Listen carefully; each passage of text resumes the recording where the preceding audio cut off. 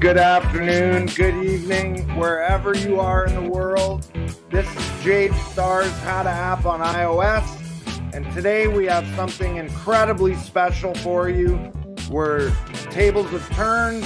This is something I've been looking forward to for a very long time. We're gonna, instead of Jade interviewing somebody else, today I get to interview Jade. We're gonna kick today's shows off with What Makes You Happy, one of Jade's best songs, song you all know and love. So buckle up and settle in. We're doing it. This is it. This is Do What Makes You Happy. This is not another love song. It is about being true to yourself. It's all you can rely on, and friends who love you for being your true selfish. You may think it of me, but we are connecting right now. Yeah, your selflessness is all you need, and then you can be true to your words and music, your life you choose it. Songs and laughter, shit ever after. You can choose it all, you can lose it. But remember, don't ever abuse it. Just do what makes you happy.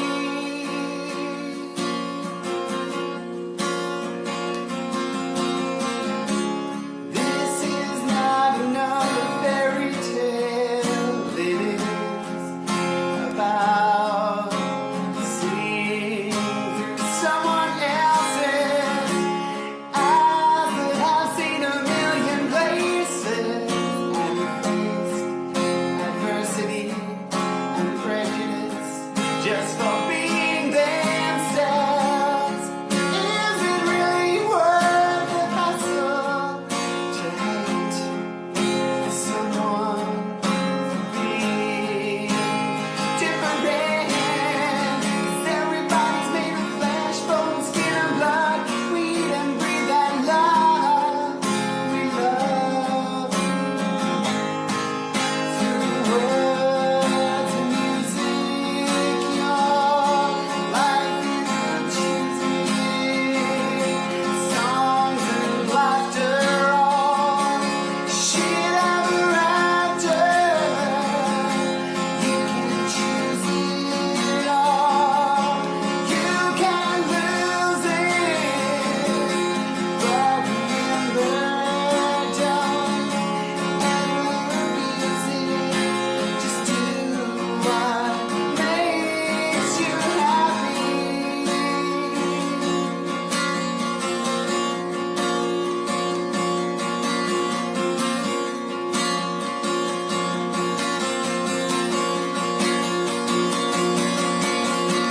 So many people are afraid to be themselves, afraid of what people may think. Isn't it right to say the people you worry about, they only worry about themselves?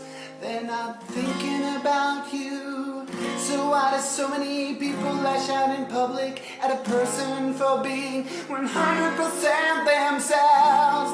You can believe in yourself 100% without being an asshole. I was unhappy for many a year in my life. Emotions going on a roller coaster, suicide. I truly hated myself because I feared the worst. Nobody would love me for me. Telling everything is punished in life, and honesty is something I found very hard to believe. The anger was building inside of me when all I really wanted to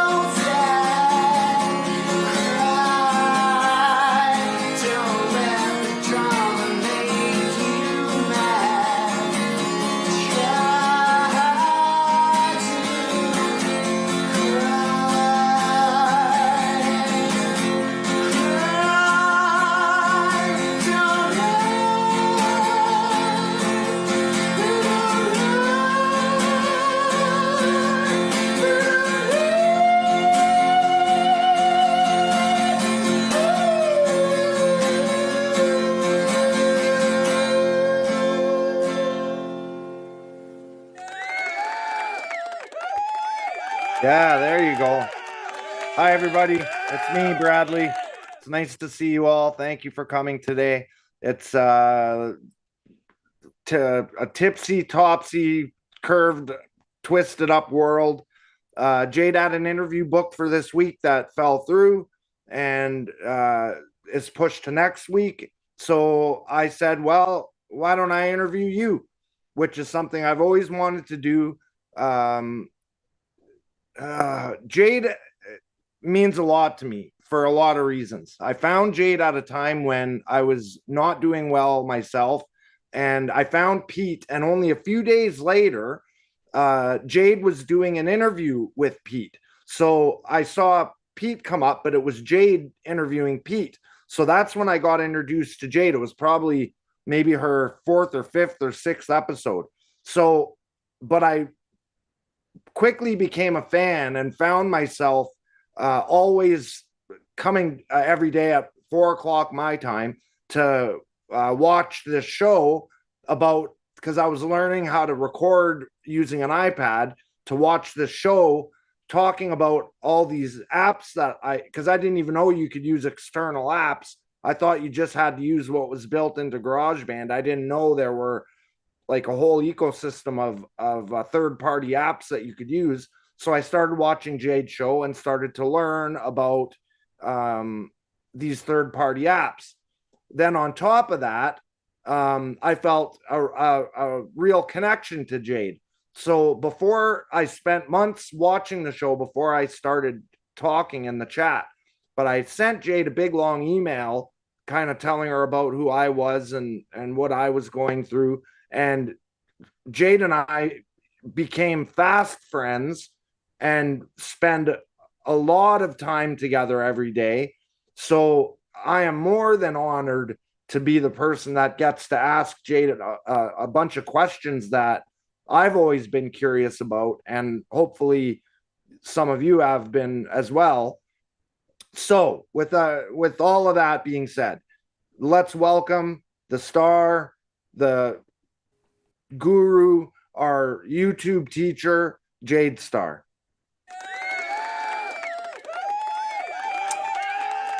Thanks, Brad. Hi, Jade. I'm crying. How are you today? How are you? I'm good. Thanks for having me on your show. Yeah, thank you for being here. This is really an amazing thing. I'm very honored to be able to do this, and you look lovely, and it's awesome to see you. And I have a lot of these questions that I have are stuff that we've talked about privately, but not publicly. And I don't think a lot of people know, like, they watch you every day, but they don't know the whole story of who you are and how you became who you are and how you fell into doing this that you are so good at and seems so natural at. It seems like it just seems weird that you would go from being like a touring musician, regionally successful musician like me, very popular in your region, to doing something that is more on the educational side of things as opposed to the performance side of things, even though you do get to do your performance stuff. But you're doing a lot of this. A lot of us that are here because of your ability to teach us how to use these apps that are all brand new. Have you got a question for me, Brad? Well, yeah. If you want to, first thing, how did you start? How did you become an educator? You know what? I always wanted to. Seriously, when I went to school and went through music and did training to be, I always wanted to be a singer. I started teaching singing because I was terrible at teaching guitar because I was a shit guitarist. But so teaching was always something that I really wanted to do. And so when the inconvenience happened in 2020 with, all the lockdown and everything, this was the perfect time to actually do it here on YouTube. And I'd been watching Pete do it for so long that it was like, oh man, I just got, you know what? I just got sick of answering questions on Facebook and having to type all the time. And Yeah. I'm not a typer, I'm a talker. You were really involved in a lot of the GarageBand user groups back then before you started your channel. And when you started your channel, you didn't even show your face for the first couple episodes. No. You just showed the app and showed it off. What was the first instrument you learned how to play? Well, I want to answer that question, but you know what? We have to do some business, Brad, before we move on. All right. Because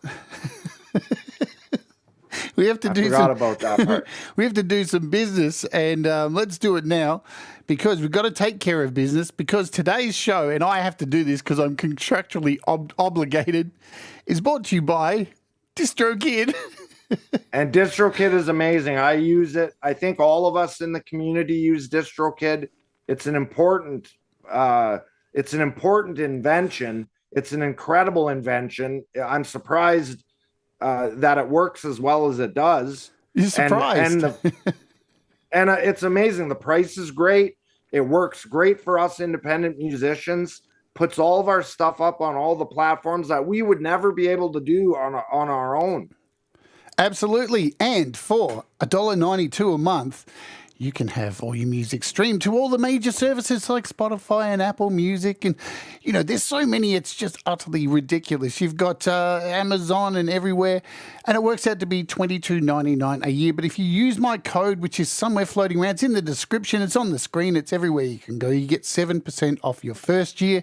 There's 3 plans here. So a musician plus, and an ultimate. I use the ultimate one because I'm a greedy bitch who has lots of bands. Do you use DistroKid, Brad? Of course, yeah. Yeah, all my Surfer stuff is up on DistroKid. I've been using them for, I don't know how long now, probably 6 years. And it's by far the best of the platforms that do this, which there aren't many. This is by far the best one. They have the most services available. They have the easiest interface. The app itself is simple and easy to use. And I'm not even the ad read guy, but I actually use DistroKid. So, you know, I enjoy it. For the user interface is simple for a guy like me to even navigate. And I'm not bright when it comes to stuff like that. I get really flustered and overwhelmed really quick. And DistroKid is super easy to use. Absolutely. And we'll talk more about DistroKid later on in the show. Thanks, DistroKid. As I always say, I love you, DistroKid. I love you. All right, so thank God for DistroKid. You got a first question for me, Brad? Yeah, what was the first instrument you learned how to play? First instrument was a recorder, funnily enough. Oh, really? Yes, of course. That's why I asked that question normally to other people, because somebody shoved a recorder in my mouth. And, you know, years later, I was working as a dominatrix. And, you know, it's funny how life works. No, so at school, they forced all of us to learn a recorder.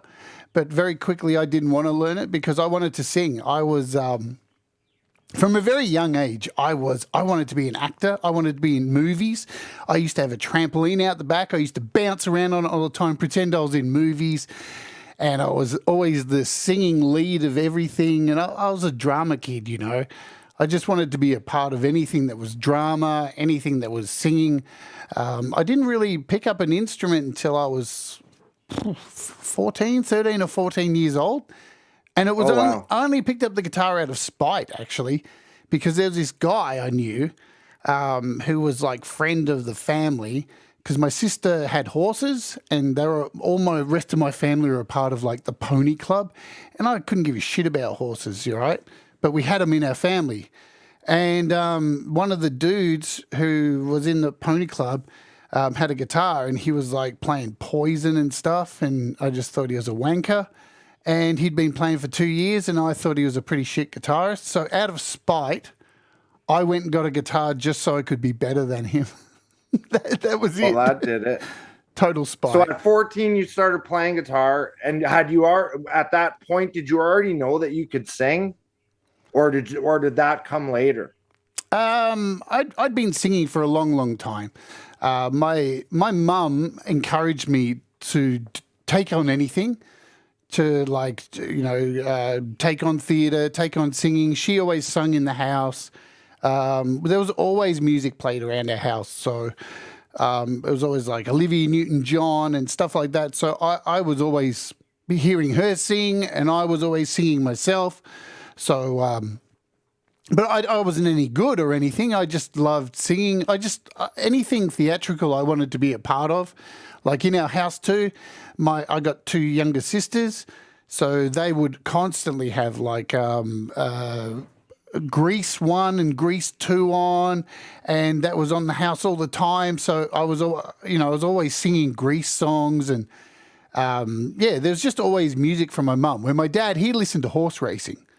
So that's probably why we don't get along, because he was a boring, fat weirdo. Yeah.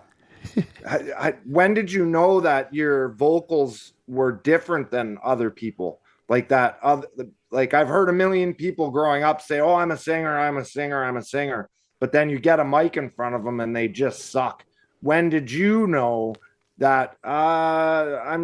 Because that's the one thing about you that everybody can agree on, is that you probably have the greatest voice in the whole scene. You have a great range. You have a great tone. When did you learn that your voice stuck out above the pack?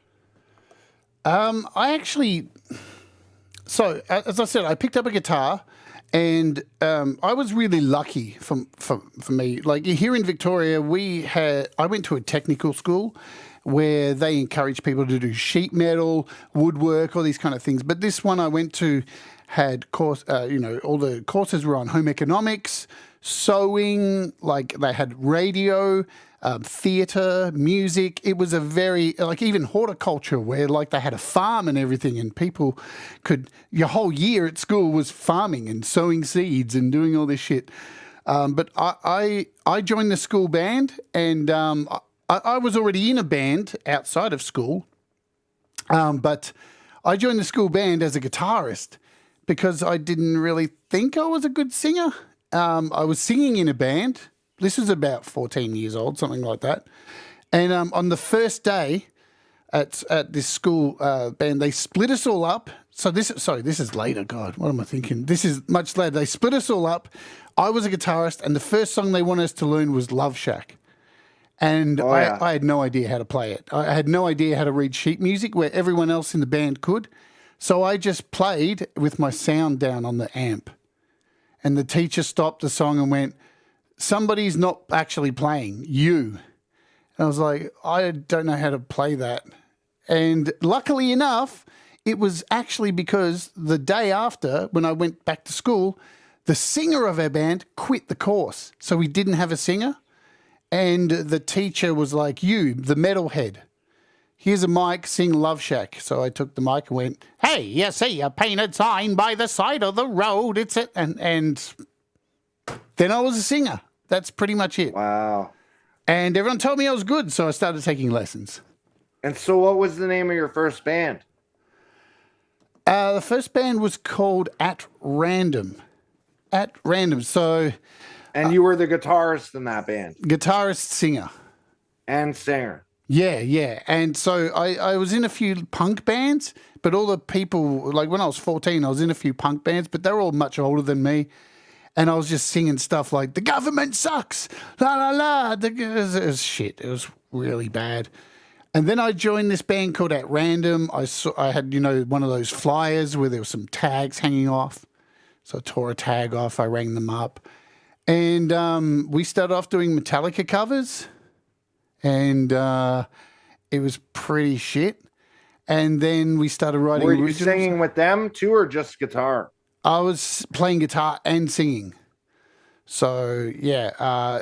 And we tried to find our own style, but we were shit. We did 2 demos. Oh, yeah. We did 2 demos. 14. Yeah. So do you want to hear a song? Do you want to hear a song from At Random? Play it. I've got a really old track from At Random. This was a demo we recorded Yeah, I was a kid, man. We went into a Yeah, recording perfect. studio. The dudes in the band, one of the drummers' dad paid for the demo, and then when we got it finished, he bought a hooker for all of us. Oh, And what a sweet! That's a and we're all brilliant underage. guy. It was Yeah, incredibly nice. illegal. We're all underage. Yeah, I never. all the fun things are illegal. Yeah, I'll never forget. She rolled up at my door one night, and apparently she was supposed to look like Madonna, and she did look like Madonna. Now, Yeah, now. Madonna now, yeah. So it wasn't Still, very. I'd be fine with that. Yeah, it wasn't I'd be very all right. good, man. I was pretty upset about it. But anyway, all right. So this is called The Day of Judgment. And I don't. It's a really old file, so it sounds terrible. It's from a cassette, and I've got the cassette cover, so you can see the cassette cover. Where is it? There you go. And this is Day of Judgment. All right. Oops. Oops. I'm gonna go back to the start. Professional.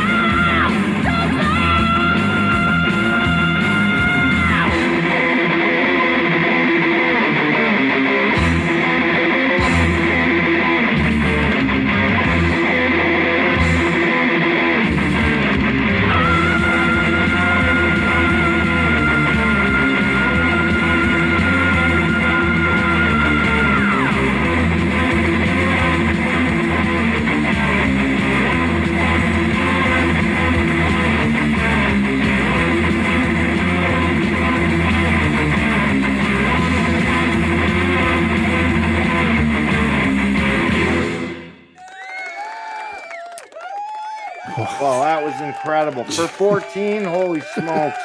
That was shit. I loved it. That sounds like a band that you're in when you're 14. And for you to be singing that well at that age, that's pretty astonishing. Well, we used to play gigs. Thanks, Brad, and thanks everyone who's here today in the chat. You forgot to mention everyone who's here today, Brad. Not a very nice thank host. you, everybody. It's funny, like we did 2 demos and we played a bunch of gigs, but the next band that I joined, actually, they poached me from a gig that we supported them. So we were on first in At Random, and this other band headlined. And after the gig, they came up to me and said, "You shouldn't play with that band. They're shit. You should join our band." So a week later, I quit At Random and joined their band. That's the way it works, man, that you poach people, you know? Yeah, well, you kind of move forward and, especially when you have vocal talent like that, you're going to get poached and you're going to end up in a band that is equal to what you're able to provide. So it's good that you did that, even though it probably hurt their feelings, like they just lost their singer. It probably helped you move, learn more and grow as a vocalist. Well, I was also, Brad, playing in a school band too. Like, as I said, my school year in year 12 for me was an amazing year. Like, it was a dream come true. It probably is one of the things that helped me so much as a musician, because we had a test year here in Victoria called it was the change to VCE education. It was a big change, shake up to the schooling, and they did 2 years testing on a select number of schools, and my school was one of the schools that were a test subject. And part of the test was they had this music course which you paid $500, and you had to do maths, Australian studies, science, and English, but that was only like 15% of the curriculum. The rest of the time was they put you in a group of 3 bands. Each band had to learn 100 covers in 3 months. And then you had to start playing at the school every Friday in front of the whole school. And then by the 3rd part of the year, you started playing at other schools. And then by the end of the year, we went on a tour, like in a tour bus, and we stayed at hotels. That was my school year. So that is incredible. And my school band was called the Lost Seamen. And we won the we won the Oz Music Cover Band of the Year for a school. Oh, nice. And then we started getting gigs all of a sudden at nightclubs. So by like 17, I was doing At Random and doing all these shows, singing Love Shack and Dr. Feelgood, Nick Kershaw and Sinead O'Connor on Wednesday and Thursday nights, just going, what the fuck? Wow. This is amazing. So it was a really cool school I went to, and it gave me a lot of opportunity to understand what it was like to be a performing musician and get to play with really good artists and stuff. So,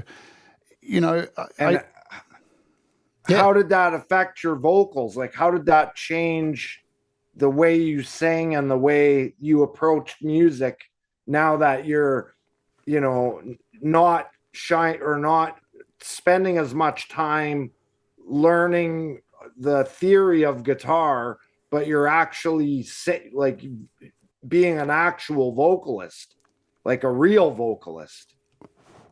I still felt like an imposter, to be honest. And thank you for all the super chats that I see coming through as well. I know Brad probably can't see them, but thank you so much, guys. It was interesting, Brad. I still felt like an imposter. I still didn't feel like a singer. I felt like I was thrusted into this position, and everybody was telling me I was really good. And even like the singing teacher that used to come twice a week, we ended up having a huge fight. She called me a smart ass. She picked up a bin at one stage and tipped it over my head and said I was trash and that I'd never go anywhere in my career. All I did was cause shit. I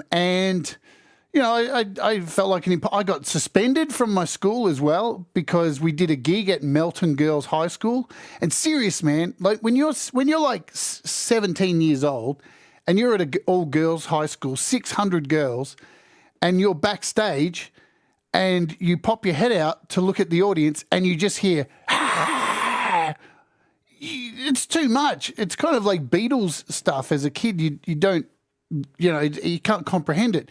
But I actually got suspended from that gig because after the gig, we got back to school and word had got back to the principal that I wore a chain from my nose piercing to my ear, and they suspended me for a week for bringing the school into disrepute. Can you fucking, like, so, but at the same time, singing all these songs was awesome because it led me to want to get lessons and get better. That's the thing about your voice. You have such a range of styles that, like, you can do the grunting and growling for the death metal. You can do really beautiful kind of crooning stuff. You can even sing perfectly well as Gladys Worthington. You can, like, you have a character to your voice. Your voice is so dynamically varied that there had to have been lessons in there somewhere, and how long did you take lessons for?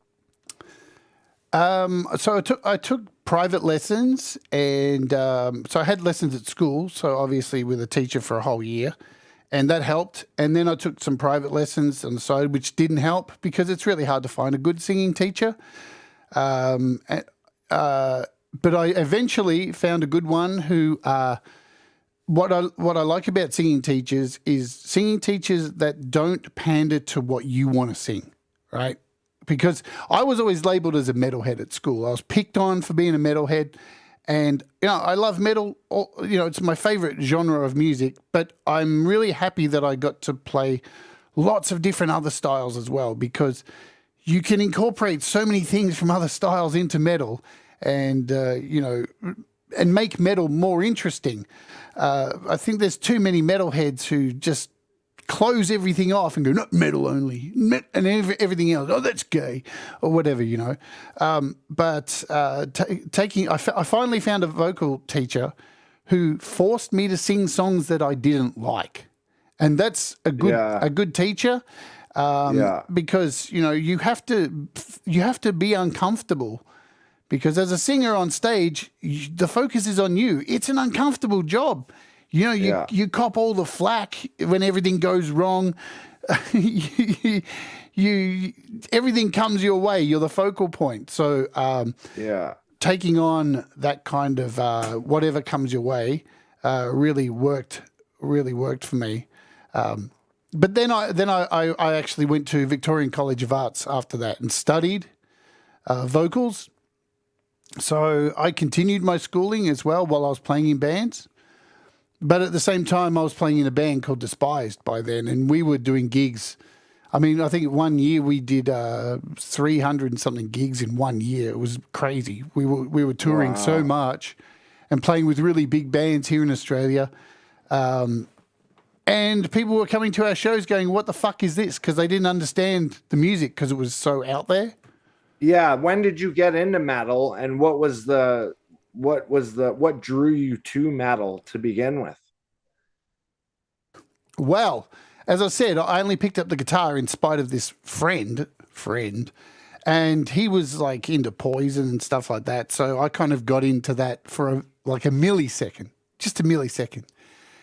And then I started listening to Iron Maiden and stuff like that, kind of Quiet Riot, Twisted Sister. But then it was one day at school. I was sitting there waiting to go into science class. It was like year 7 at school. And one of my mates had a Walkman with a cassette in it. And he said, you got to hear this. And he put his headphones over my ears. And it was Slayer, Rain in Blood. And then I just lost it. I totally lost it. Metallica, Creator, all these, it was all just thrash and everything from then. It instantly lost my mind. It was so aggressive and so passionate and so, I'm going to sound like Daniel Janeka, Cold Acre. You're so aggressive, powerful, and, put a tattoo on the picture from the sun.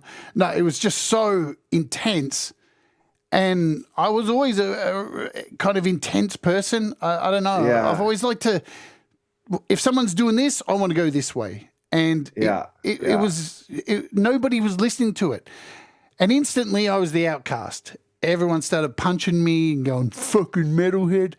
Different times, man. Like back then, you were punched up for like listening to a style of music. It was so stupid. Yeah, I grew up listening to punk rock. It was the same thing. Like you had a small group of people that also liked punk rock, and then everybody else thought you were a freak. Yep. You know, so it's hard being a fan of any kind of music, especially genre specific music, makes you a target, you know, anyway, all of this leads to, what does music mean to you? Wow. If it wasn't for music, I'd be dead. That's it. I just wouldn't be alive. Well, there'd be no point, really. Because it's pulled me out of so many hardcore things that have gone on in my life. Like, so I know we're going to get to this, but like, not only all the way through my childhood, listening to music, wanting to play music, going to school and enjoying music and joining bands and getting punched for liking metal, all along there was this thing underneath that I'd been carrying from about 5 years old, which was my brain believed that I was a girl. Yeah. And so with all that going on and not understanding what that was about as a kid, and then and living in a world too where I thought I was the only one who had those thoughts. Yeah, times were different back then. There was no internet. Yeah. So you couldn't find a community of like-minded people that were going to be able to tell you this is going to be okay. So it had to have been absolutely terrifying for you to have these feelings and not really understand them. And all I knew was that it was wrong, because my dad had caught me doing it so many times as a kid, dressing up as a girl, and he tried to beat it out of me. He tried to beat and tell me, you know, you're a fucking loser, and would take me out the backyard and literally want to have a fight and go, right, we're going to punch on till I can punch it out of you. So in my mind, like, here I was, this only person in the world who had this problem that my dad was telling me I was worthless for, and the only thing that was giving me some kind of relief was music. That's it. Yeah. The only thing I could keep going back to was music. It was the one place in the world where I felt like somebody was telling me I was doing something good. Well, I can speak for everybody here and tell you you're definitely not fucking worthless. And I think who you are as a trans woman is remarkable, for one thing, that you've been strong enough to be able to manage it in a way. And during a time where it was unmanageable, you add music that could get you through and that could give you a distraction and give you something else to do. But at the same time, your brain is telling you you're one thing while some monster is trying to punch it out of you. You know, you're more valuable to me than anybody else. So, you know, I'm grateful that you are who you are. I'm curious about it because I'm not trans. So I'm fascinated by, you know, what it took, how old you were when you transitioned, and what it took for you to actually make that choice to finally say, you know what, okay, enough is enough. I got to start living my truth now. Well, Brad, my mum passed away when I was 14, and she was the only really positive influence in my life. Like, because she, like, talking about being a kid and getting caught doing all this stuff. My mum, every time I got caught dressing as a girl, my dad was like, fucking this. My mum just kept saying, just do what makes you happy. So there's a reason why that phrase is so important for me. And then when she was gone, there was nothing there anymore to tell me that I was okay. Yeah, that support system kind of fell through. Yeah. And so you know what replaced it? Funnily enough, Brad, before we get to like what age I did it, metal was the thing that came in and replaced my mum. This sounds so weird, but metal. No, it makes sense, because even though people don't understand, there's an emotional component to metal and to punk rock and to heavier music that people don't they overlook because of the brashness of how it sounds. But if you actually listen, there's a lot of pain and anguish and a lot of people working through mental issues through this style of music. So I'm not surprised that metal was there for you when you felt like nobody else was. Yeah, It made sense. What it did too, unfortunately, but fortunately, I was able to like douse myself in, jackets with studs on it and all these gross T-shirts and all this stuff. But the one thing was I was able to grow my hair long and nobody questioned it. So it was like I was putting on this armor, right? Of acting like this fucking, I'm a fucking metalhead, don't mess with me, man. But underneath, I was able to grow my hair long, and I still kept harboring this thing inside that I was hiding from everybody, right? So by this time, I'm at school, I'm doing a school band. My band Despise is doing really well. And here am I living in an apartment, moved out of home with this bag of chicks' clothes hidden in a wardrobe, hiding all this shit from people, feeling like I'm lying to everyone. I felt like a liar. And you know what? When you live a life that you're hiding something, you actually start building a character on the outside that's not real, because you're always thinking one step ahead in your mind to keep people off the paper trail that could lead them to find out there's a bag in my wardrobe full of girls' clothes, right? Yeah, you want to protect that true you and hide it from the people that you think are going to harm you because of that truth. Yeah, and so here I am, like, loving at the same time playing music and screaming and having all these people tell me I'm good and all this stuff. But at the same time, there was this compounding pressure for so long that I felt like I was bullshitting to everyone and that I was a liar. And you know what? When you start telling lies to people, you start actually telling lies that you don't need to tell. And then all of a sudden, 10 years later, you look at your life and go, I don't even know what's real anymore, because I'm so busy trying to cover this one fucking thing, right? Yeah. That if people find out, it's going to ruin my life, because, as a kid, you grow up, it's like an elephant, man. If you go to Thailand and see an elephant and it's got just a rope around its neck and it's not running away, you know that elephant started off with a chain around its throat and it was beaten and beaten and beaten. And eventually it gave up trying to get away. So you could put a piece of tooth floss around its neck and it will no longer try and run, because it's so conditioned to knowing the chain's holding it. It's the same thing. When you're told something's wrong for so long, you in your head believe it's poison. I've got to get rid of it. This is gross. I can't let people find out about it. It's a fucking disease. It's so bad. Once people find out, my life's ruined. Everyone's going to hate my guts. So you just lie. And so years and years of harboring that, it was eventually going to come out. So I was playing in this band Despised all through this, and dating women and hiding this shit, and Despised is doing really well. Would you like to hear some Despised, Brad? Yeah, play a Despised song. All right. Let's do it. Let's play a track from the album that we did that was never released and only released a few years ago. This is called Drama, and this represents everything that was going on in my head, right? Because there's just so much shit. So much that's a lot. So I mean, before you even get to that song, like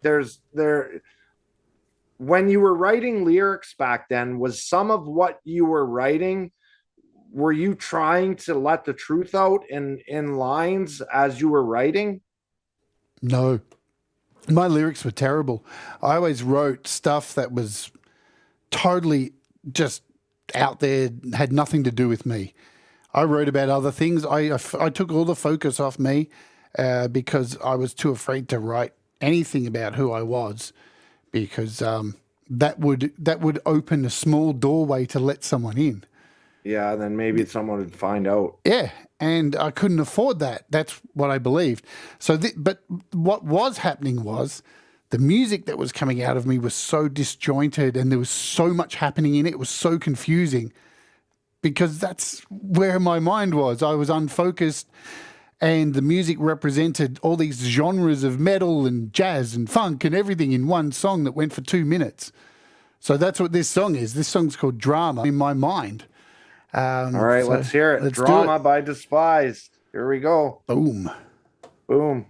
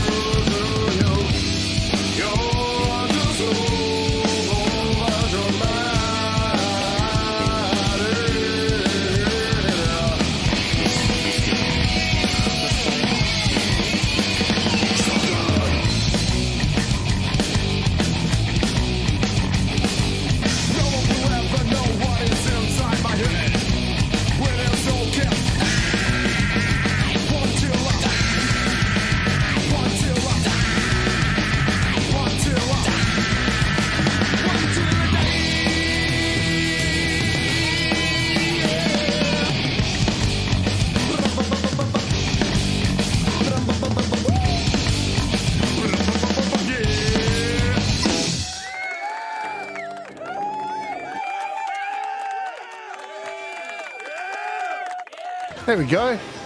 That was amazing. Wow. Thanks. The bass player on that was crazy good, eh? Yes, she was amazing. She was amazing. Wow. Yeah, she was like You don't hear female bass players slap like that very often. She was like 18, man. 18. Wow. And let me turn those off. She was 18, and she played in another. See, we did a gig, and we had another bass player who was terrible. And we did a gig, and we saw her in the band that opened for us, and she was in this shitty. Oh, no, they weren't shitty. They were more of a punk band. And we saw her slapping away, and we were like, we got to get her in the band. And everybody was like, we can't get her in the band because like somebody will try and fuck her. So we made a pact not to have sex with her, all of us. Unfortunately, we got her in the band, and a week into it, our guitarist, Scott, fucked her. And, Of course. And then 6 months later, she dumped him, and he quit the band. And then, not long after that, the other guitarist fucked her as well. And then a year later, they broke up, and he quit as well. And wow. then I went, you know what? I may as well do it too if it's the ticket out of this band. So I did it as well. There you go. Shit happens, eh?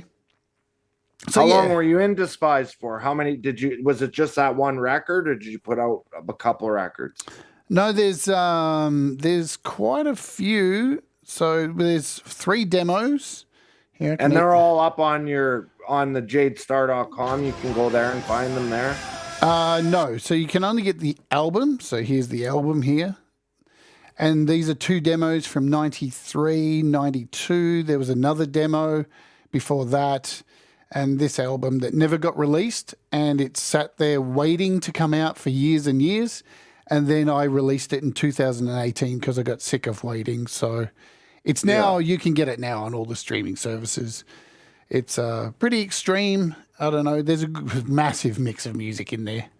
You know what? The thing is, it hasn't Well, you've aged. always been like that. You've always written songs that are not genre specific. You have a real, like, huge, kind of varied, influential, I don't know what the word I'm looking for is. The tentacles of all the things that influence you reach into everything that you do. So it always comes across like that. Like there's a lot happening, like a lot of influences all convalescing in one place. That's what I've always loved about your music anyway. Thanks, Brad. I'm just trying to streamline it more now and understand it. And I just used to throw everything into one place before, and I think it just used to try and shock people, and and now it's a little bit more streamlined. But it was around, you asked me earlier of, like, you know, when I came out and stuff. Yeah. How old were you when you came out? 30. And that, exactly. And when I heard that blew my mind. Like that's a lot of, I think that's odd. I think a lot of people come out a lot sooner than that.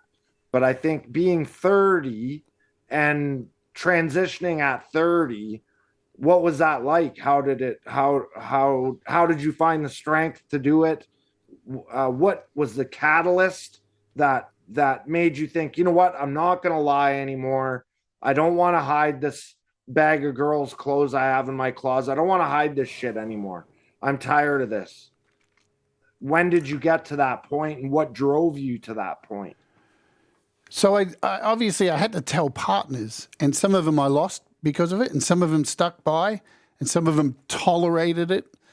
And I think it was when I picked up an acoustic guitar after doing so much metal and playing in bands, and because not only was I in Despised, I was in heaps of other bands at the same time doing guest vocals here and there, and you know, you spread yourself around. And it was, I picked up an acoustic guitar and I actually started writing songs about how I felt. And the more I wrote, the more I started to process in my brain that I'm bullshitting everybody. I'm lying. Nobody actually knows who I am. And it was after a breakup with it was a fiance. I was like, you know what? She knows already. We've broken up. I'm just going to come out. And just like anything, just rip the Band-Aid off and just tell everybody. And it was so weird because I'd read so much on the internet, because I'd already been in groups on the internet, like Yahoo groups, trans groups, and I had lots of friends already. So I'd started to understand I wasn't the only person. So you had a little bit of a mentor system already kind of built up. Did you have that, so that when you did come out, did you have people that were able to mentor you at all? No, because I didn't fit. I didn't fit with the whole trans community thing. Like I didn't understand. Everything was so everyone was so focused on fucking panties and shit. It was very weird to me. Like in my head, I was like, it's a head thing. Like I don't give a fuck about the clothes and shit. And there's a lot of, the trans community is very broad, and there's a lot of cross dressers, and everyone's got these different categories, and some people are weekend women who just dress up, and some of them dress up to get their jollies off, and so it's a very mixed melting pot. And I just didn't feel like I fit in there, but at least I had gotten from that community, from being online, that I wasn't like the only one. Yeah. And the first website I actually found is called yournotalone.com. That was the first trans website I found, funnily enough. But when it came out, I really expected a backlash from friends, but it really it wasn't that way. It wasn't that way. I can imagine people being more angry that you were lying to them than the fact that you were actually a woman. Like I would have been angry that you lied to me. That's all. Like the trans part would never have shocked me. Well, Brad, I had kind of started sowing the seeds anyway, because I'd been writing these acoustic songs under the name of Dread Circus. And at the same time, I started this other band called FMC. And I was doing gigs in this stupid death metal band called FMC, and we were a drag metal band. So we were all wearing women's clothing on stage for like 2 years. And everybody was just like, so when I came out, people were just like, really? That's the weirdest thing you've done? Yeah.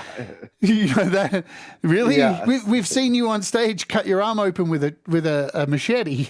Like, we've seen you bust your own face open, like with head banging a wall. So it kind of wasn't really a shock, But the funny thing was, nobody knew. Nobody had ever picked up on it. I'd lied so much and buried this shit that nobody knew. But the thing was, because I was so, shocking or just so outlandish, that it was like a pin drop in the ocean. People were like, really? That's it? But on the other hand, then there was family, and they were fucked. So I don't communicate. Yeah, I with wasn't my even family. going to ask about that, because I kind of had a feeling that your relationship with your father wasn't good to begin with. So having you come out, I'm sure, would have just sent him way over the edge, like way over. And it's a good thing. I mean, that's something that generation doesn't understand, Jade. And not to make excuses for the guy, but that generation does not understand. They don't get it. They don't get the fluidity of people anymore. They think people are very rigid, and everybody has to be rigid. And the way that we've grown up, there's fluidity to life, where you're not locked into one thing forever. You can change, you can learn, you can adapt, you can change, you can be who you are one day. And if you're not that guy tomorrow, you can be the new guy tomorrow. The thing is, Brad, I don't communicate with my family because of what they think about me being trans.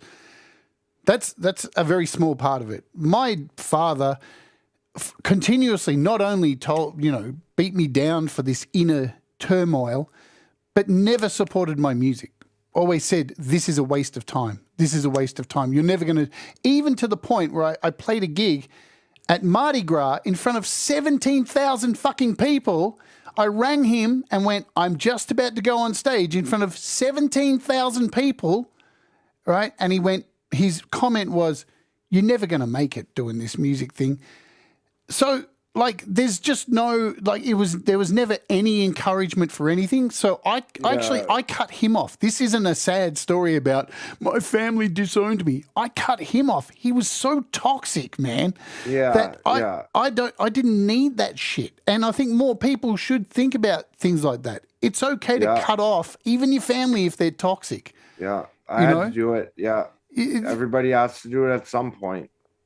Yeah, you've got to look after yourself. Like, if they're not there for you, then you just fucking move on. And it's been the best thing that ever happened. The last time I spoke to my dad was I was about to go under the knife for surgery, for life-saving surgery, with a 7% chance of coming out of it okay. I rang him and said, I could be dead in the next few hours. And his comment was, well, I haven't got any money for you if you're ringing up for money. I'm like, dude, I've never asked you for money my whole life, you asshole. Click, bye. So that was 2015, and I've been a lot happier ever since, you know. But when I came out too, Brad, it was a shock because my music, I stopped playing music. I completely stopped playing music because. Why do you think that is? Why do you think that? Well, who's going to buy music from a trans person? That's what I'm in my head. We're talking 2003 here, right? Yeah. Times are very different. Yeah. There was no, you know, you had like artists like Boy George and stuff like this throughout the 80s. Yeah. But these weren't transsexuals coming, you know, these weren't people who were having gender affirming surgery and stuff. So these were more like gimmicky kind of things. So in my head, it was like, who's going to buy this shit? Nobody's going to like come and see me. It's enough that my friends are okay. So I packed up my bags. I moved to Sydney and I got into a relationship with somebody. But the one thing that was good, I kept writing. I kept writing for 3 years. And man, it all came out in 2007 in my gender optimized album. I was just going to say that had to have been gender optimized. Because it was, and that album tells the story of all the conflict, all the shit that had gone on and how I remedied it and the experiences that had happened. Because it took 3 years for me to come back and play music. And it was interesting. I joined MySpace and just came out on MySpace as a trans person with a bunch of songs. And I was blown away, man, because within 6 months, I had 100,000 followers on MySpace. I was like, what is going on? I was just going to say, MySpace would have accepted you and jumped all over that. MySpace was built for a trans artist to blow up. Like, it was perfect for that. It was amazing. Many Vibes asked, so you didn't really leave music. Well, in my head, I had, because to me, music for my whole life was gigging. It was gigging, rehearsal rooms, organizing gigs. That was music. My whole life I've been on the stage in front of people, you know. So not playing gigs was like, that was really tough. I got so used to being up there and the adrenaline and being a star, which is partly why my name is now Jade Starr, because I changed my name to Jade Starr because I actually thought that I would never play music again. So at least I would have the name Starr to remember that what I could have been. That's why I chose the name, not because because I think I'm a star, because I believed that you're a star to all of us. My shot was gone. I know everybody in this fucking community looks at you the same way I do. Not only as a aspirational, but as an inspiration. Somebody that that is somebody that you can look up to, that's worthy of it. That isn't like, you know, how we were talking, I don't know if it was me and you, but we were talking about what, you know, the art, just separating the art from the artist. Might have been me and Kurt, but you are worthy of that admiration. You know, the love you pour into everything that you do is deserving of other people's admiration.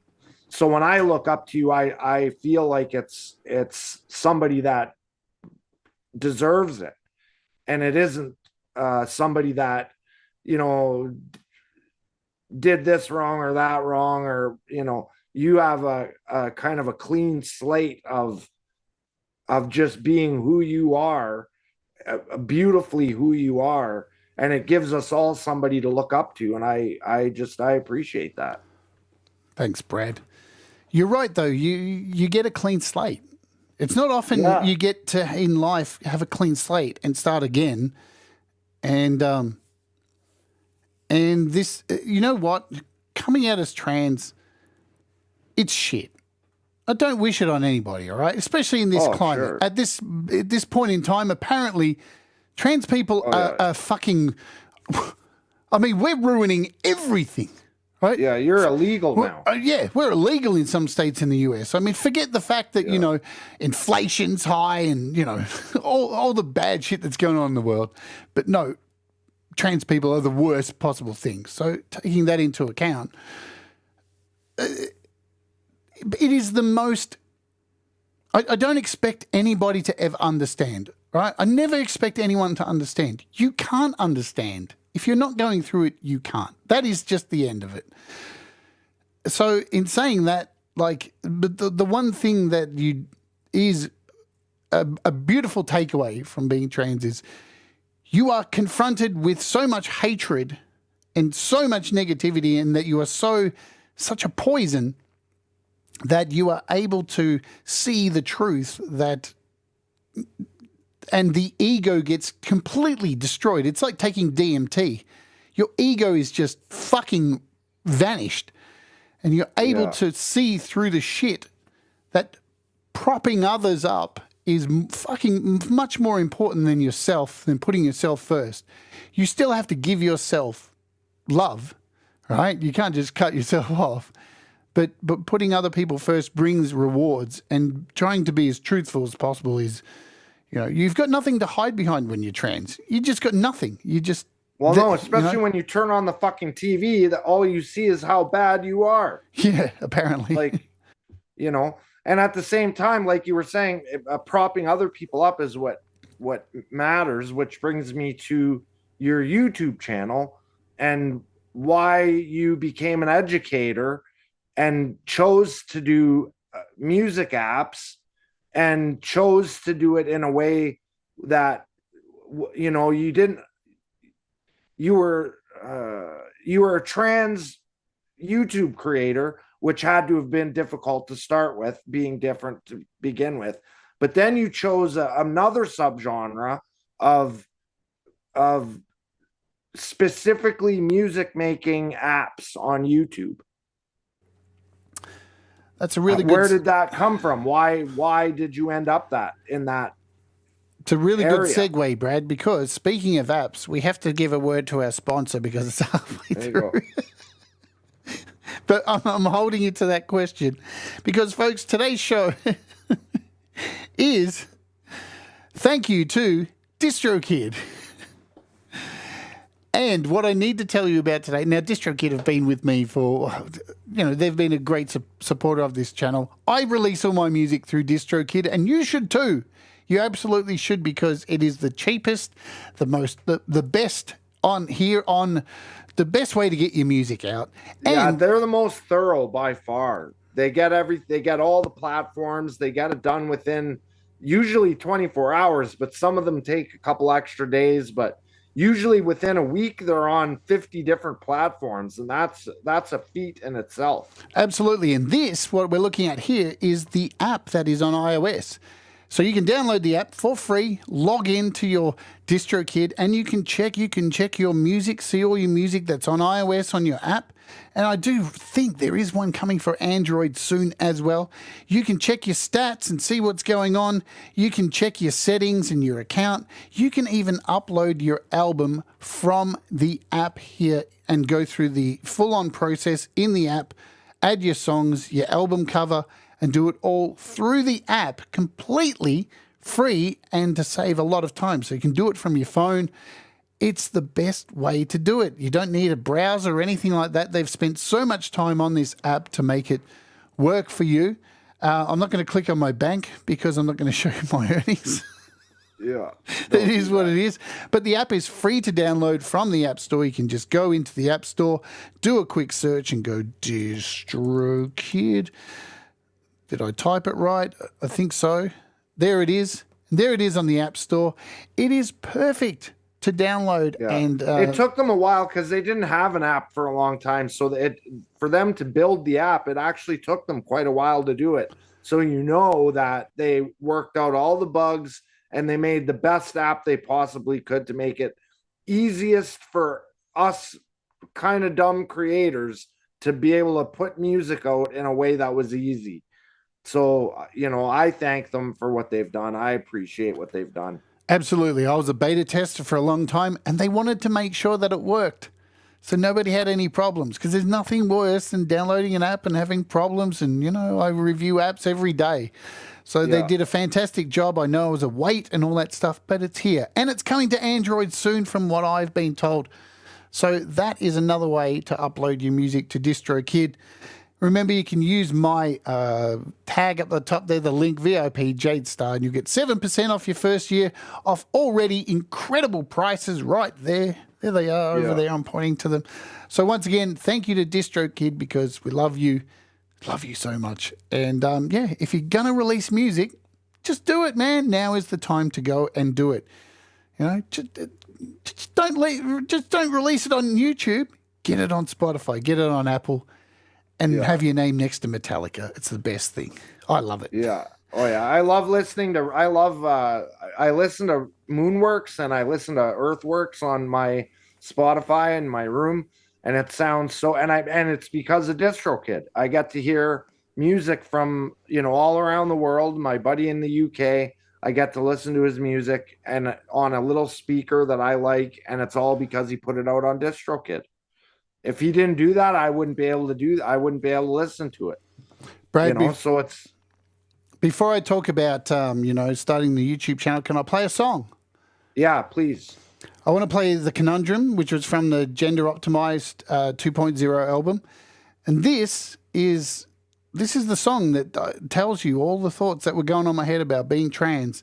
And it tells you the story of my transition in pictures. So I really love this clip. So I'd love to play it for you guys now. This is called The Conundrum. And let's do it. Let's do it.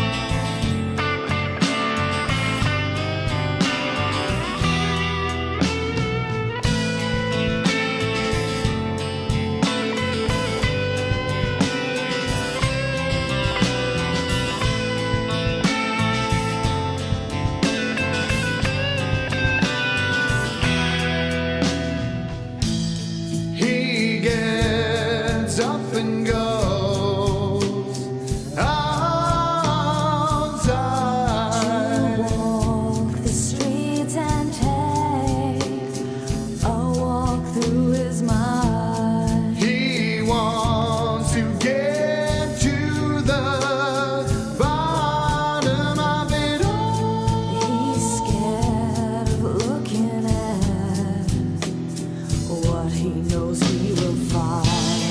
They say if you love something that you should set it free. Let it do its own thing. Let it be. He knows that she won't go anywhere. She's got nowhere left to go. Don't let her fade away. There will be no direction without.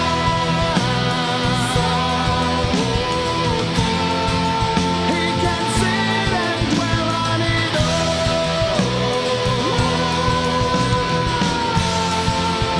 He'll never be happy until he sees her smile. The end of battle.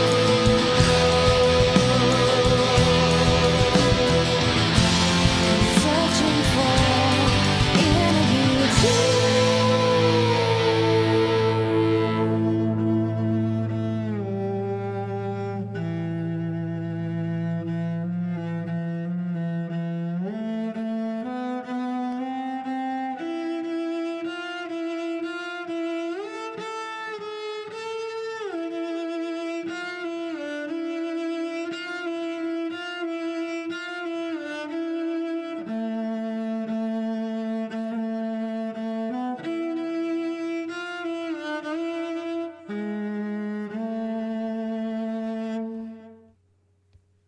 Yeah, that's brilliant. There's definitely a confidence in there that that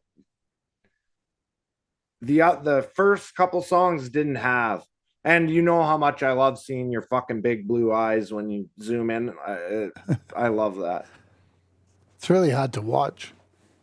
Yeah, I mean it's part of your life that's you know, it's hard to look back on that, and because even though that's kind of who you were, that isn't who you are. It's weird, you know. I spent 20, so it's been over 20 years transition and stuff, you know. And I worked so hard to look a certain way. And so many of those photos, I looked like this thing that I'd always imagined. And unfortunately, which is getting to how I'm here on YouTube, in 2015, I was still playing music and doing lots of festivals. I was a spokesperson for trans people. And I was working as a dominatrix in the sex industry. Shit was good. And then I came here to Melbourne on a holiday, and in a very short hour, I started bleeding from my nose and mouth. And it just wouldn't stop bleeding. And I got all these bruises all over my face, and all my arms were all bruised. And I didn't know what the fuck was going on. And I had to put myself into hospital because I was scared shitless. I didn't know what the fuck was happening. And I was laying in hospital, and the doctors came out and were like, you've got this very rare autoimmune disease called ITP where you can't clot blood, and we're going to have to keep you in here. I was in there for months. They took my spleen away from me, and they said that my whole life was going to change. They put me on, they put me on steroids, and the steroids were fighting with the estrogen I was on, and it started to change my entire look. And I started to almost detransition. I'm going to show you guys. Look, this is what it was like. This was the night before. I was at a club. This was the night before. I was sitting at a club. And even this night, I felt so weird. There was something wrong, and I didn't know what it was. I couldn't put my finger on. And then not long after, I was in hospital with bruises everywhere, just all over my body, blood all over my face. Like all this, these are all... so I was just constantly bleeding from the mouth. And... yeah, it totally destroyed my life. It sure throws a wrench. And if you have to take estrogen and it's fucking up with your medicine with the ITP, you got to make a choice. Yeah. So this was the day I came out of hospital, out of surgery. When you're not strong. This was directly after my surgery. I'll be your friend. I'll be carry on. At least you're high as fuck. That's good. We're gonna see somebody just bleed on. It totally destroyed everything, Brad. And Yeah. And so for the next few years, I thought everything was gone. And I was seeing specialists. I went to America to see specialists. I tried to get this thing fixed, and they just couldn't fix it. And now I'm living with this thing forever.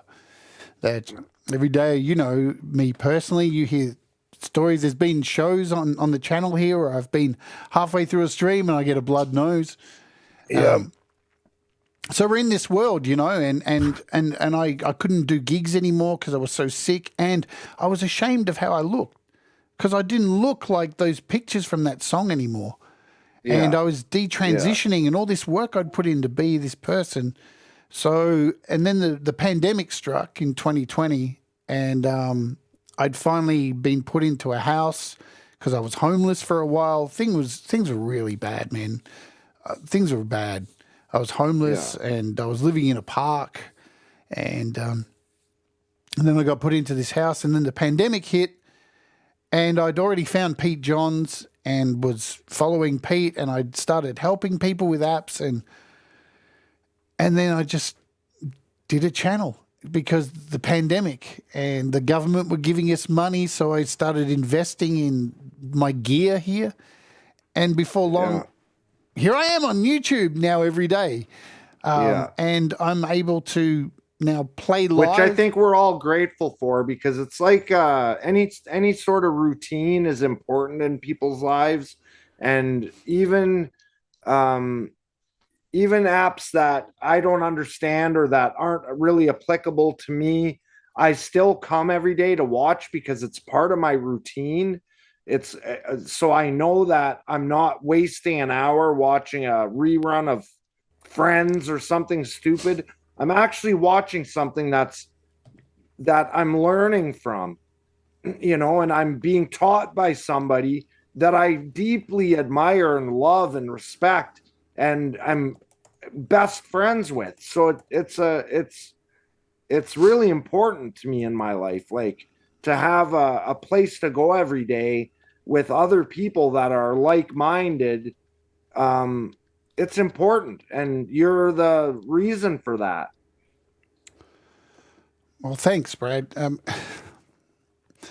It warms my heart that's so. That's the thing, because I didn't start this YouTube channel to get 1 million subscribers or do anything or to be famous or anything like that. I still have a post-it note which I haven't attached to this new television set, which I had to replace last week. For ages, there's this post-it note that sat up the top here, and all it said was, "Get out of bed," because I was rotting away in bed. And I was doing nothing. And the channel was so I had a focus to get up each day and do something, even if it was for an hour a day. And that's what this channel was, an hour a day to just get online, hopefully teach something, and then go back to bed. And it's still the same thing, because you're right, routine is important. Yeah. If you just fall apart and just let everything go, you start to turn into a fatty McFaddison like I am these days, which has been good for my tits, though. But anyway, no, but the routine's been amazing because it's helped me not feel sorry for myself, even though I still do, you know. We all still have the quiet moments. Yeah. All of us that have like issues, like health issues, there are moments where we feel sorry for ourselves, and it, you know, and it gets in the way of the real purpose of our lives, which is to create music and to express ourselves in unique ways that are the ways that make us kind of who we are. And if we don't get out of bed and we don't get those routines, then we end up kind of succumbing to that depression that'll eat you up, you know. It'll kill you in the end if you let it, you know. Absolutely, 100%. And you know, it's been a blessing. It's been a blessing because I've got to write music, and the main thing is, like, with this channel, I say it all the time. I want to see people get better. Yeah. We're very similar, Brad. You know, we've both done a lot musically. We've got to go to other countries and play music, play lots of amazing gigs, release lots of albums, and do all this stuff. And it's one of the reasons I interview people each week, because it's a fun thing to be interviewed and get to tell your story. And here we are on YouTube with a lot of people who, from my interviewing, I see wanted to do something with music in their life, and life happened. And now this is that time to be able to do that. So I want to see people get better and better and grow and get better. And that's what it's about. I'm not here to sell apps, you know. I'm not here to sell you anything. Well, that's the funny thing that you mentioned that, because a lot of the times when we talk about, like, when we're on Clubhouse or whatever, and we're talking and you're talking about, oh, who should I interview next? Usually what ends up happening is it's somebody that we don't know or find funny in some weird way. Then you interview them and we fall in love with them for a whole different reason. So you bring out in people, when you do your interviews, you bring out the personality of the people you're interviewing in a way that's really organic and very sweet. It makes us all appreciate that person a lot more, you know. I've been lucky, you know, Brad. I've had a life in. I mean, this 2 hours is not going to be able to cover this much of stuff in my life. Jesus. I've been a journalist. I was a journalist for 7 years. I wanted to ask you about your zine. I know you had a zine when you were young. Oh yeah, that was nothing. But compared to being a journalist in Sydney, right? I was working for an LGBT online magazine.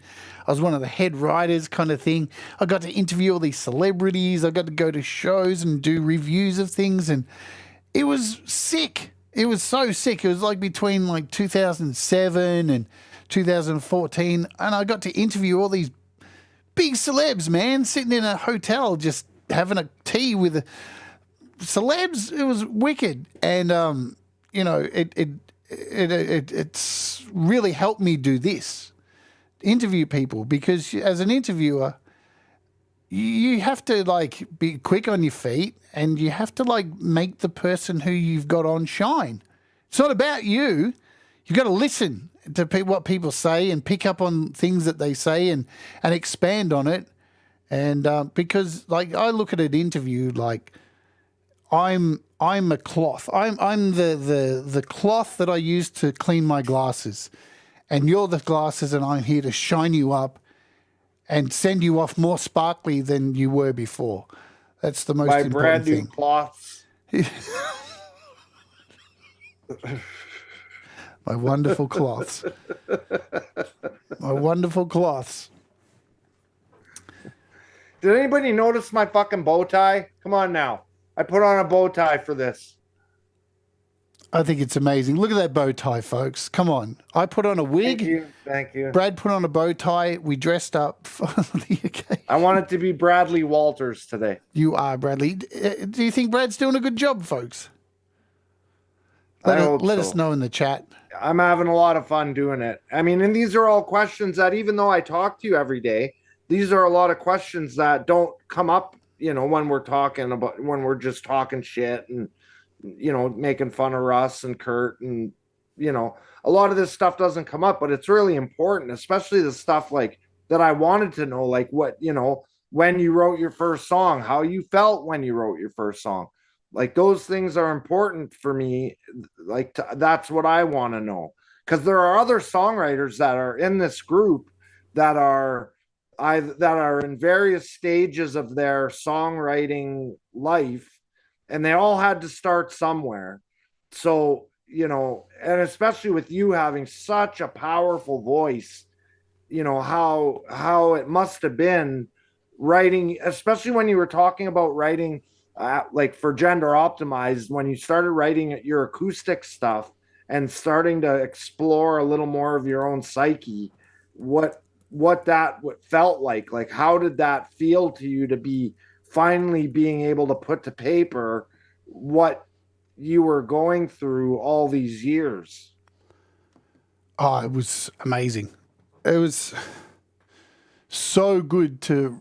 I mean, Gender Optimized that album means so much to me because I was finally able to say all this stuff, and it was weird too because I was playing gigs, Brad, and some of the lyrics are in it saying like "you're a boy and I'm a girl," and to actually just be able to sing that out to people. I mean, and some of the things that have come from it, like for all the things I've done as a boy playing music, it was all shallow and like when I look back at it, so much of it was shallow because the lyrics that I was singing didn't mean shit. The gigs when I was on stage, I was always so trying to be extreme and excessive and shock people that it really wasn't. It wasn't gratifying. And then all of a sudden to be writing music that people were coming up to me afterwards and going, "Oh my God, that's exactly how I feel," and it was amazing. And I was all of a sudden thrust into this world of playing all these LGBT festivals, and I was speaking at events. I was speaking at refuges for trans people, and I was hosting like trans Remembrance Day things, and all this just came from just being who you are. Being your actual true self. And it was so much more positive too. Like it was just something that was so much more real about what was happening, and the exchanges between people and the crowds were so different, and it made my like gigs change. I didn't want to play venues anymore. I wanted to do these sit down shows where people had dinner and I could sit there and talk to them in between and tell stories about my life. And then I started doing theater and started doing all this stuff. Everything just took off. I think, and that's another reason why I'm doing this now here on YouTube, is because I think the more you're true to yourself, the more you're going to reach fans. It's not about likes and subscribes. It's about hitting people with real feelings, real stuff.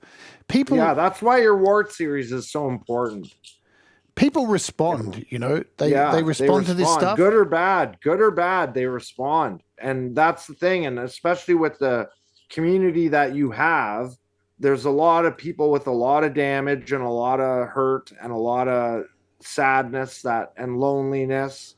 And we have you to thank for a community where we can all love each other and be there for each other. People's names are popping into my head like crazy right now, but there are so many people that I have never met that I would do anything for, and it's all because of the community you've built around this, on the truth of who you are. Can I tell you a story, Brad? Yes, of course. Okay. So I'm going to put this, I'll do this in a second. So when I was really down and out, things were bad. Things were really bad, right? I went to America for a couple of years.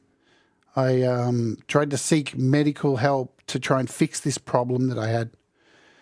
And I got told, we can't fix it. I'll tell you the truth. I went to America to die. I took a whole bunch of my retirement money, and I went to America knowing full well that they couldn't help me, and I wanted to die in America. And then I was still alive after 2 years, so I had to come home. And when I come home, I had nowhere to go. And while I was in America, I ran out of money. I ran out of money, and luckily the people I was staying with helped me. But I got an email from somebody while I was in America, and this just like confirms for me what the power of music. Yeah. So I'm just trying to bring this up here. Just give me a sec. Yeah. Bring you back I in. mean, that's the thing is like you never know who your songs are going to touch and how they're going to touch them. So, when people respond to what you do in a really kind of meaningful way, it validates you in some weird kind of spot in your soul. It validates that feeling like maybe I am on the right track. Maybe I am doing the right thing here. So I started a GoFundMe when I was in America. Hopefully somebody would help me out. And somebody donated some money who I didn't know.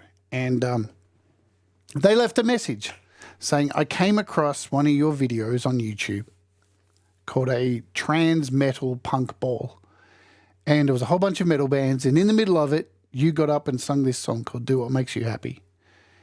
And basically they said at the end of the email, thank you for being out there and giving me the strength to continue to want to live. And when you hear something when you read something like that, you can have all the success in the world. You can have 1 million downloads on Spotify and all this shit. But when you actually know that something that you wrote stopped somebody from even considering possibly taking their life or not being here anymore, everything you do musically has a whole different perspective going forward. And it only takes that one thing, yeah? Yeah. Anyway, this person continued to donate money to me for a long time. And I'm talking thousands of dollars.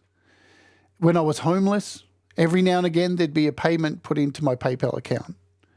Without this person, I'd be fucking dead, man. Yeah. And I've never met this person. And I've never really talked about this publicly, ever. Never. And without this person, there's nothing, man. It was over. And they helped me all the way up to getting into this house, which was 4 years ago. And I'm going to put in the chat right now.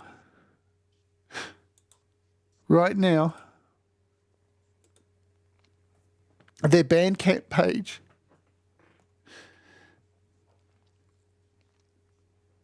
This is Ryan Von Dalen. Guys, if you want to go and purchase Ryan's music, you can do so. I wouldn't be alive without you, Ryan. If you're seeing this, I need you to know.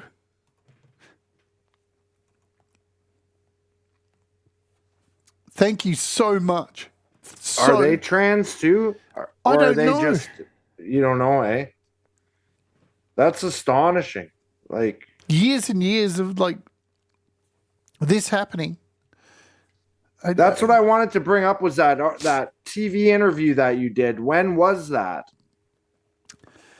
So I'm going to put that link in there again. So if anybody does want to go and purchase some music, please go do purchase it. Like this person obviously did a lot to help Jade and a lot to so much build her confidence up to at least a level that could allow her to be online every day teaching us how to use these apps and how to make music. And that's important. That's really important. I can't thank you enough for what you did for me. You kept my heart beating, and it's amazing. And I hope you're doing well.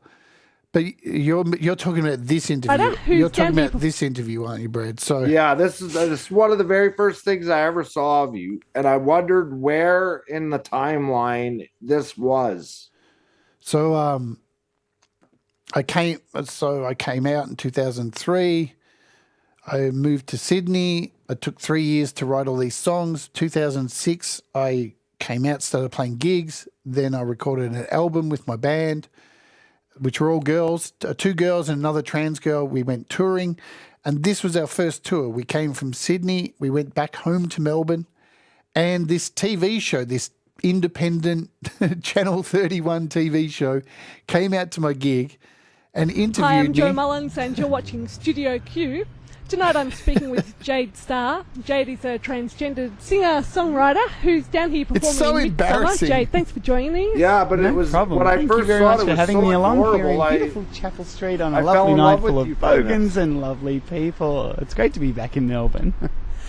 You're down for Midsummer. What prompted you to Bogans. come down to perform in Midsummer? Initially, I'd already played at Feast in Adelaide, and I was playing at Mardi Gras in Sydney, and thought, why not come down to Melbourne and be a part of the gay, lesbian, transgender community here? But I thought I'd do something a bit different and hit the straight bars and do some rock gigs, and yeah, it's been really confronting. It's been great, actually. Cool.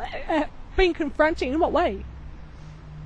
Probably because I was born here. I lived most of my life here and moved to Sydney 3 years ago. And I've seen a lot of old friends and had to deal with them seeing me again for the first time in, 3 years, and seeing the complete difference in gender and all that's happened. And I suppose hitting straight clubs and playing music and, not being involved in that really intense gay scene, which is so lovely and great. and yeah, it's been really confronting, because I think lots of people have used my old name and stuff and got my gender wrong, which they're trying. And there's a half an hour rule I use with old friends. It's like, you got half an hour. If you're still getting it wrong in half an hour, then you're not my friend anymore. I'm moving on. So That sounds fair enough to me. Do you think that... Anyway. Yeah, I don't use that rule anymore. I just punch people in the face. Yeah, I love that right away. You said, and the bogans. And the bogans. So it's a bit of an embarrassing interview. Like, there's bits of clips in it and stuff, but that was the thing. It was so different then. Like, there weren't any trans artists. Like, I was like this trailblazer. Now I see there's so many young trans artists, young trans kids. They've got it so easy. Well, they don't really, because of the way the world is turning. But it was really, it was easy for me to come out. I mean, they have more mentors now. Back when you were transitioning, there wasn't as many mentors. No. Now, even though it's under a lot of scrutiny and a lot of vitriol, there are more trans mentors out there that, like, I always equated you to like Genesis Peorage. So that's who you always reminded me of, who was the singer of a band called Throbbing Gristle. And she was trans, or I think she called herself pansexual. I can't remember, but that's how I kind of, when I saw that interview of you, I had just become a fan of your channel, so I'd only seen maybe 2 episodes of How to App. I looked you up and found that interview, and right away in my mind I put together, like, oh, this is like Genesis Peorage or like Jane County. So this is like Jane this County, is something this is something I can understand. So then I started to listen to more of your music, and I heard FMC, and I heard Dread Circus, and I heard all the different kind of stuff you were doing. So then I realized how kind of genre non-specific you were, and I liked that about your music. I liked the fact that you could do like a blistering metal song, and then also do a song like Supergirl Syndrome, or Do What Makes You Happy, or songs like that really made me love you. I was really lucky, Brad. Like you said, the question that I ask everyone on this show too, what does music mean to you? Without music, transition would have been so much harder. Because at least I had something to kind of hide behind. I had some kind of talent that I could go, I know you think I'm weird because I'm trans and you don't get it and you'll never get it, and that's cool. But I've got this song, right? So, I was very lucky when you've got something like that to be able to kind of, it's like, look over there. Here's something else to take your mind off it. It gives you that opportunity to write it down and write your feelings down and kind of explore this idea that, I'm not who I was built as. I am more than that. I just wish we lived in a world where you didn't have to explain exactly what or who you are. Like, just take people for what the hell they present, and just take them for the quality of their fucking soul. Take them for their honesty, and like, keep it simple. You don't have to overthink this stuff, you know? Yeah. Just if somebody's an asshole, they're an asshole. If somebody's decent, they're decent. And sometimes decent people can be assholes, and assholes like dicks, and dicks inside of. Hang on, I'm going down the path of a movie, a famous movie. Hang on. Sorry, that was. We could have gone to a bad place with puppets right there. But that's it, man. Just you've got to judge people on the character of who they are, if they say what they preach. You know, if they're horrible people, get them out of your life, man. Just move on. You know, this is the thing too. A lot of trans people live in this belief that, if I tell people I'm trans, if I come out, people aren't going to like me. Here's the really good news, and this is about anybody just coming out about anything in their life. The people who will judge you and fuck off on you are the people who would have done it anyway. Yeah, cut them out anyway. It's a good way to cut them out. Trust me, if you're on the border, if you're trans and you're thinking of coming out right now, listen to my words. Just do it, because you're going to, in an instant, lose the shit out of your life. They're just going to go, and you will be automatically surrounded by people that actually matter. And you're holding off on you're scared to take a step to do something, and it's irrational. You're gonna. That's what I hear a lot about people that transition, is that they were afraid, they hid, they did the same thing you did. They had a closet, they had a little bag in the closet that had all their fancy clothes in it and their fancy shoes and the things that they like to dress up in private. And as soon as that moment came where they took it out of the closet and walked out into the street as who they really were, they felt like their world was complete again, and not this lie and this like bullshit. And I hear that so often, that your freedom comes back, and that joy of life, that joie, whatever it is, joie de vivre, that joy of life comes back, and you learn to love yourself again. Absolutely. And it's like the lyrics in all the lyrics I wrote are just what I feel, and I want to say all the time. That's why I sing them so much. You know, it's just how I feel. We're running out of time, Brad. No, we still got a couple hours left. We can do this all night. I wish. Everybody will stick around, won't you? We'll stay here and chat for 2 more hours. We'll be fine. But, I've got obligations. I don't want to cut off other people, and Pete's got a show, and other people have got places to go. Yeah. You can come and see me anytime. I'm here every day almost. You know. Yeah. I want to thank you, Brad, for asking, for suggesting to do this and having this happen, because, you know. Thanks for letting me do it, and I appreciate you trusting me with this. You know, you have a compelling story that I think needed to be heard. And I know a lot of people that watch you don't know all of this stuff. So it's I'm sure a lot of people are going to come away from this interview with a lot more love and respect for you and who you are, you know?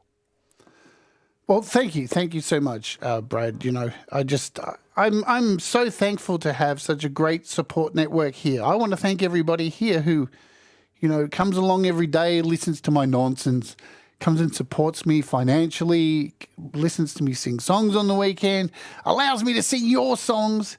Everybody in the chat who comes along, and everybody who writes really cool music and supports each other. It's not often that you get like a spark in a bottle like we have here. We're very lucky. Man, and I'm very protective of this. As some people may know from chats, I'm very protective of this.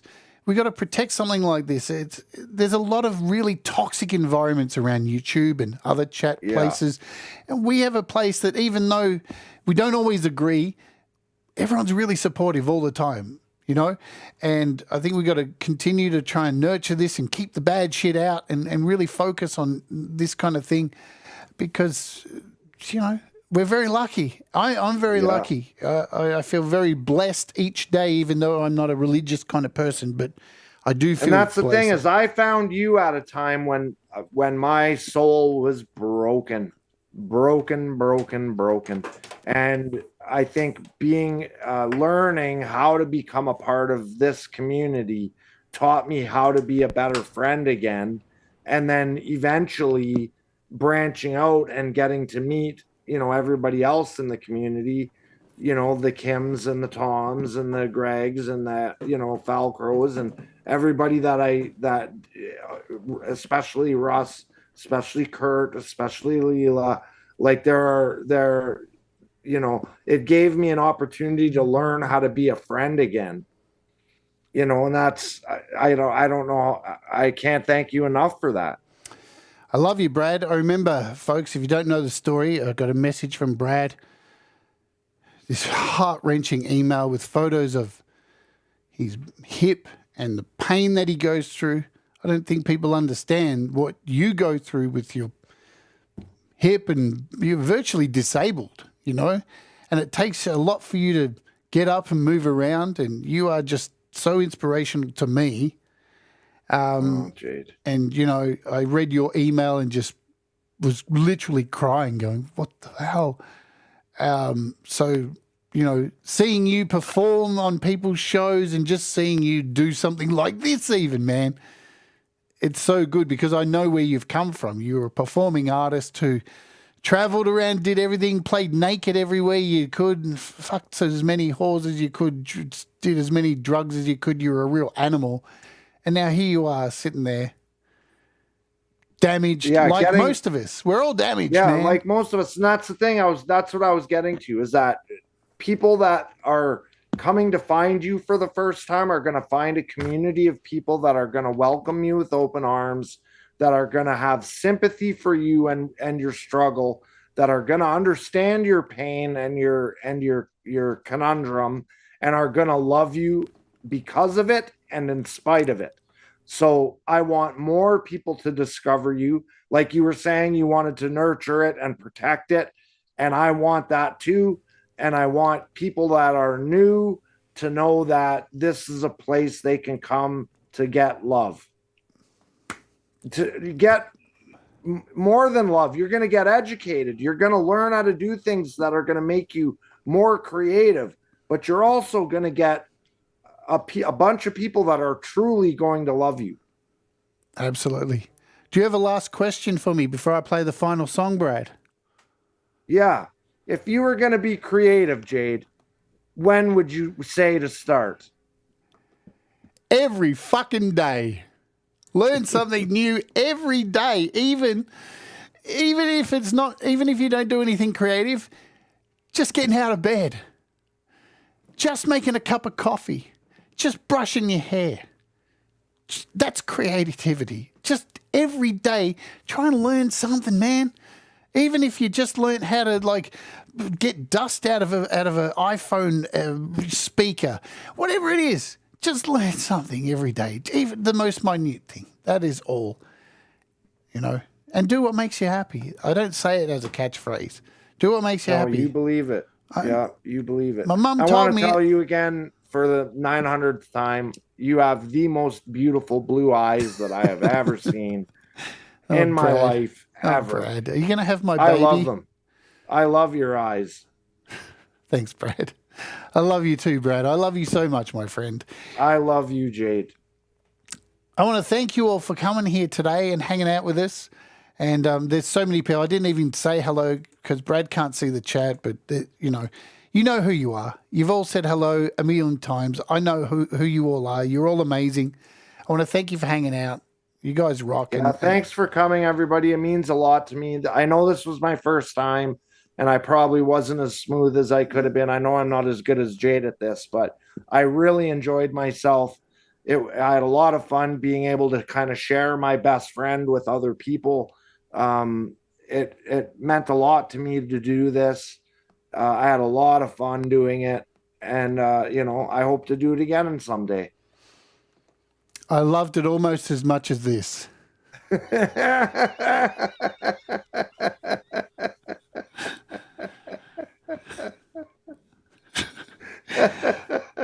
Thank you so so much, guys. We're going to go out and play the last song of the day. This is Truth. This is going to be on my new album, and the words say it all. Thank you, Brad. You did an amazing job. Thanks, my friend. You did an amazing job. Well, thank you, Jade. Thank you also to DistroKid, who I love very much, for sponsoring this show. Thank you, DistroKid, for everything you do for all of us independent artists. It does matter, and it does mean a lot. Absolutely. Guys, I'll see you on the weekend for the opening hour and lots of cool shows next week. And this is my song, Truth. Thanks, Brad. Love you lots. Love you lots. Let's do this. Stay on the line, Brad, so we can chat afterwards. Let's do it. Yeah, this is Truth. I'll dump you over at pizza. I know I'm a little bit late, but I'll dump you over as soon as it's over. See you later.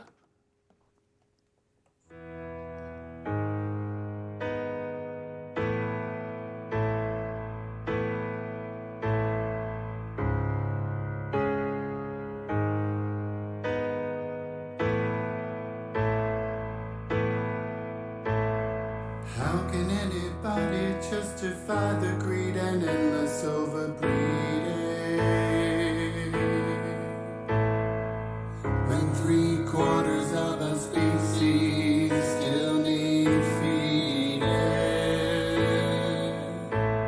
Slavery rewards its medication to eradicate our feelings.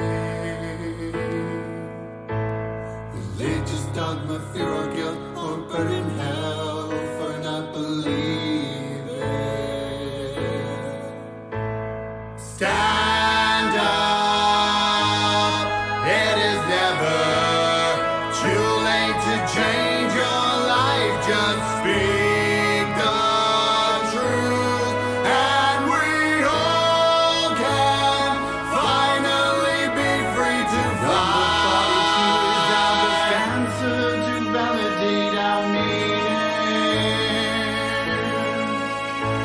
Distracted by the gadgets in our hand, on demand and always streaming. Climate change is killing Mother Earth, her creatures, now the ocean's bleeding. The system's fucked in every year, the poverty and the suffering's increasing. Divided left or right, they're lying in plain sight as we fight. We must unite. You know I'm right, I'm not wrong. The truth is in this song. The truth